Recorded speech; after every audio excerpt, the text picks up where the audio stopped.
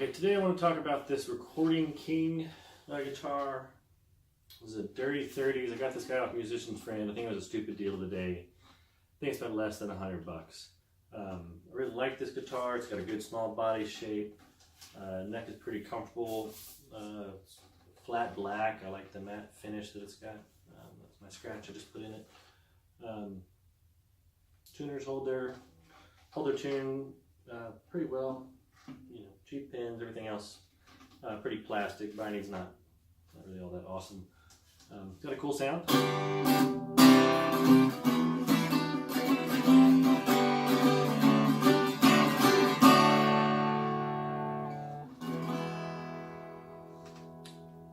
Real trebly, you know, very little bass as you can imagine, right? It's such a small body. But a good mid-range treble thing, which actually makes it pretty good for soloing, except got one big problem. When I got this guitar, the fret on the 11th fret was seated really low. Thought I could just work around it and ended up not shipping it back, and because I got it as a stupid deal, I couldn't get a replacement because I waited longer than 30 days. So, but part of my idea was, well, I'll just eventually fix it. So I'll just go ahead and learn how to level and recrown frets, which is what I'm going to show you what I'm doing today. So I'll just let you listen to what this guy sounds like, then walk you through the leveling and crowning process, and hopefully go from this. So you can tell it's just one low fret, but it's very obvious when you hit that note. Kind of rings out, but essentially it just hits. So when you look at it, and we'll look at it closer on the video, you can see that it's really low, so the only option really is to take all of the frets down, level them, and then recrown it. And let's get started. All right, here's a quick walkthrough of all the tools that we're going to need today. Doing a good light, look at that. We got some radius gauges. This is just the truss cover. I've already removed that little screwdriver or whatever. Allen wrench to adjust the truss rod. We've got a flat notch gauge. We're going to use this to make sure that the fretboard is perfectly level. It'll also work to check our frets once we've actually leveled them. Ensure that we got them perfectly flat before we go into crowning. We've got a StewMac leveling beam. This thing is surprisingly heavy. I think it's the 18-inch one, and it's got a 320 grit paper. You got the 3M stick it sanding paper, so you just cut it to length and drop it. And then we've just got the 3-corner file, and that's what we're going to be crowning with today. All right, and next up, we talked about this a while ago, but we're going to go ahead and level. We got the 25.5-inch scale. Get that between the frets, and using the Allen key, get this perfectly flat.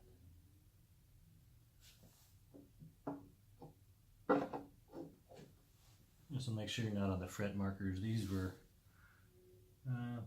pretty crudely done, so the fret markers are not even. So you just want to make sure your sanding block, your leveling beam, is not on top of it. And just need to get out some of that bow.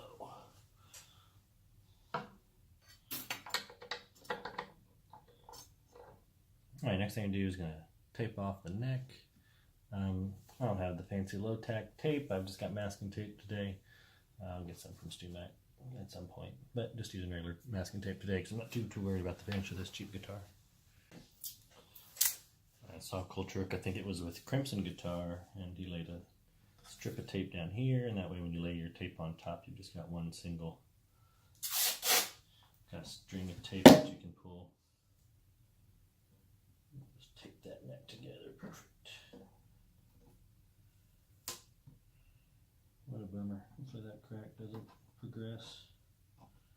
At some point we may have to record that.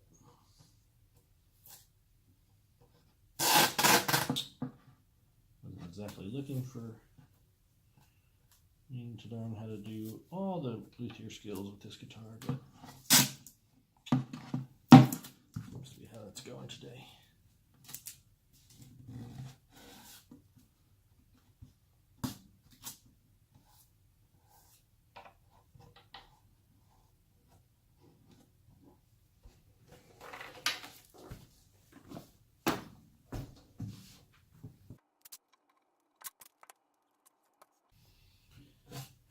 And just gonna put some big pieces on the body, which is how I got that scratch by the slip of the file.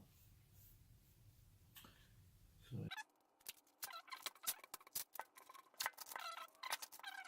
but I'm going to build up 4 layers on the neck with the thinner tape, narrower tape, I should say, because when we start filing, we are going to see that that file can go through easily a couple layers.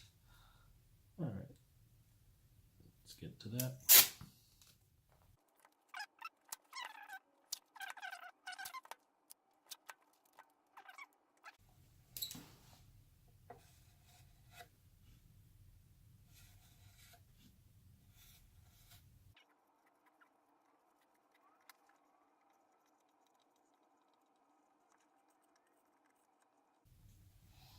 Okay, now that each one is marked, we can actually start the sanding process. So with the sanding beam, 320 grit paper, not putting any pressure on this. Just going to wear them down past the black marks. And once you can see that all the black marks are gone, you know you've got it leveled. That also, of course, if you see the mark, that'll tell you where you're low. But we're going to use the same marker, this not straight edge, on top of the frets, just to, and I'll move the camera and show you where the low fret is so you can see what we're talking about. Okay, I tried to get to be able to show you that this fret is low, but I just couldn't get the camera angle right. But when I was comparing it with the not straight edge, you could see the light coming through right above the fret versus these guys kissed, and every other fret kissed the bottom of the straight edge. So anyways, and I also know it's low because you can hear it. Okay, so with the stick it paper, you just cut it out, put it on there. So what we're going to do, start sanding, so I'm not pressing down hard, I'm just moving the bar back and forth, left and right, the nuts off. You just want to make sure you don't hit that edge as well. Actually, I'm going to put another piece of tape over the fretboard, just to make sure I don't accidentally lift my bar and kiss the edge of the fret there. Okay, now let's do the same on that edge, just to be safe.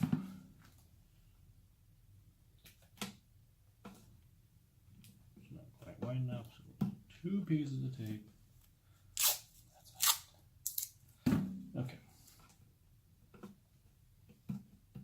They got taped off now. Okay, back to sanding, or to start. Alright, so camera probably can't see it, but what I'm looking at is trying to keep an eye on the black lines, because when those disappear, even on this guy, which is my lowest fret, that's when I know I've gone far enough, and I don't need to go any further. I don't want to start to take the frets down too low. It'll just reduce the life of the fret. So here we go, just back and forth, not pressing, and moving the bar back and forth across the fretboard so I don't slope it too much in one direction.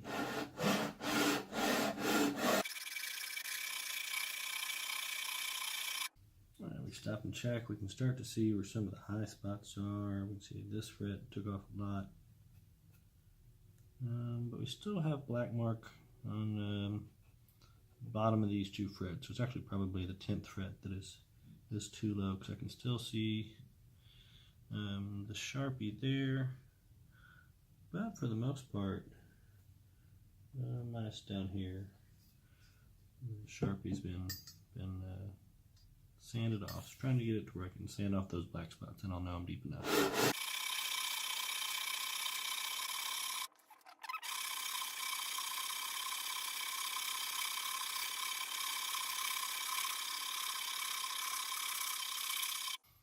Okay. And that last couple pass, I can see that this part of the fret is still pretty flat. That part is crowned, so that's like the bare minimum that I can go down. So it's still a risk. So if I recrown these, if I take any part off of the 11th fret, it might end up still being too low. So I'm going to take off a little bit more. That way I've just got a little bit more flexibility when it comes time.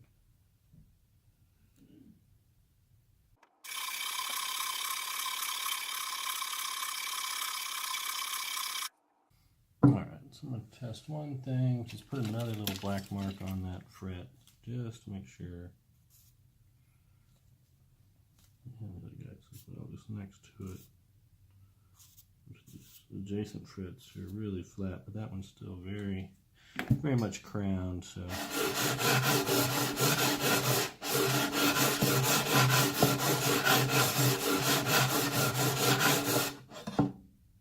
Okay, let's see, as soon as I put that mark on there, just 2 passes with the sandpaper, buffed it right off. So I'm going to call that good. Looks like we had a lot of high spots on the 5th, maybe 7th.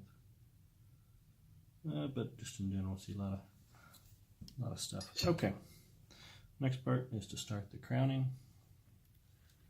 which we need to remark with our Sharpie, but I'm going to clean this guy off and show off some of this dust.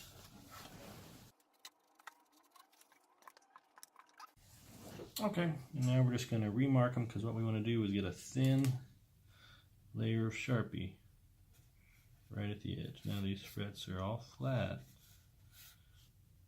some flatter than others, but they've all been flattened by the sanding block, so what should happen is they should all be perfectly level.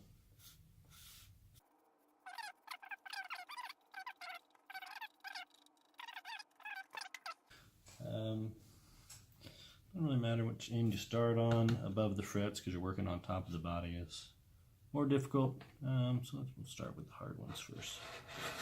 So the cut saw only cuts when moving forward. So I'm rolling over towards the center, and when I'm going on from this side, I'll be rolling towards the center from this way.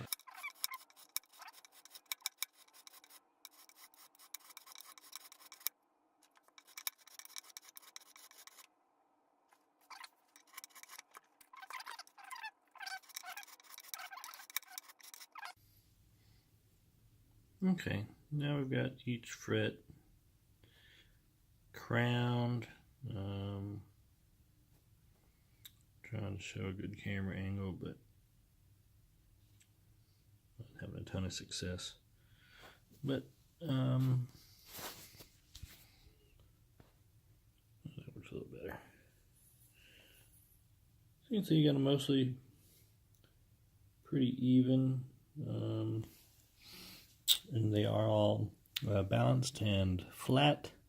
So what I'm do next is I'm not going to go ahead and sand these and polish them yet. I'm going to actually put the strings on and make sure that I've got this, got the buzz fixed. And then if I get the buzz fixed, then I'll go ahead and polish off any remaining of the Sharpie. And you can see some of these have fret marks. That'll come next, right? Just to buff out any of the fret marks that were left from the fret file, and then do the end dressing, and then it'll be done. Alright, so moment of truth. Remember, it was the 11th fret that really was unplayable before, so let's see if I gotta play the E string.